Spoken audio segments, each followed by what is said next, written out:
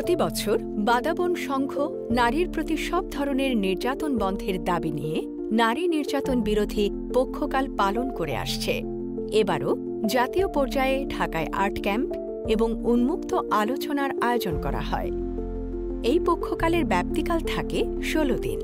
শুরু হয় ২৫ নভেম্বর এবং শেষ হয় ১০ ডিসেম্বর মানবাধিকার দিবস পালনের মাধ্যমে। এবার ২৭ নভেম্বর বুধবার ঢাকার দৃকপাঠের মিরতাজ ভবনে সারা দিনব্যাপী বিভিন্ন কর্মসূচির আয়োজনের প্রথম পর্বে আর্ট ক্যাম্প শুরু হয় সকাল ১১টায়। অনুষ্ঠানের এ পর্বে উপস্থিত ছিলেন মানবাধিকার কর্মী, ছাত্রছাত্রী, সাধারণ মানুষ ও নারী নেতৃবৃন্দ। আর্ট ক্যাম্পে অংশ নেয় ঢাকা বিশ্ববিদ্যালয়, জাহাঙ্গীরনগর বিশ্ববিদ্যালয়, জগন্নাথ বিশ্ববিদ্যালয় এবং নারায়ণগঞ্জ আর্ট ইনস্টিটিউটের প্রাক্তন এবং বর্তমান শিক্ষার্থীরা।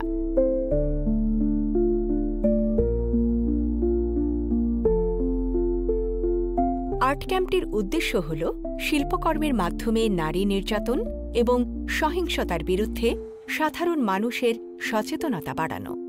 এবারের ক্যাম্পেইনটির মূল ভাবনা নির্ধারণ করা হয়েছিল নারীর প্রাপ্য, নারীর অধিকার, ন্যায্য হিস্সা বাপের ভিটার।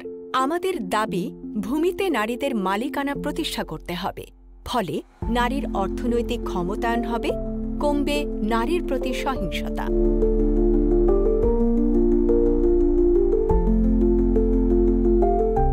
জাতিসংঘের ওয়েবসাইটের তথ্য অনুসারে দেখা যায় ২০২৩ সালে প্রায় ৫১,১০০ জন নারী নানানভাবে হত্যার শিকার হয়েছে। তার মানে হল প্রতি ১০ মিনিটে একজন নারী সহিংসতার শিকার হচ্ছে এবং প্রাণ হারাচ্ছে।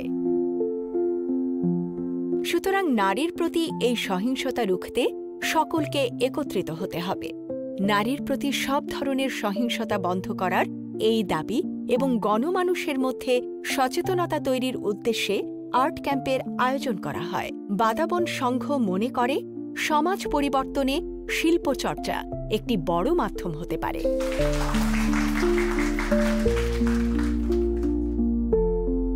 নারীর ভূমির মালিকানা রক্ষার সাথে সহিংসতার সম্পর্ক রয়েছে। তাই অনুষ্ঠানের দ্বিতীয় পর্বে নারীর উত্তরাধিকার স্বত্বপ্রাপ্তি বিষয়ক একটি ভিডিও টিউটোরিয়াল প্রকাশ করা হয়। নারীরা যাতে ভূমি প্রাপ্তির বিভিন্ন ধাপগুলো সহজে বুঝতে এবং জানতে পারে তেমন একটি নির্দেশনা রয়েছে ভিডিওটিতে।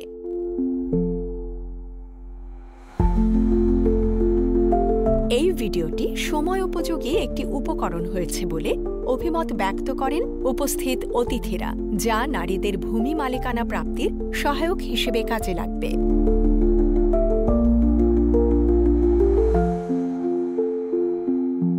অনুষ্ঠানটির সবশেষ আয়োজন ছিল সাংস্কৃতিক পরিবেশনা। আদিবাসী নারীদের গানের দল এফ মাইনর গান পরিবেশন করেন।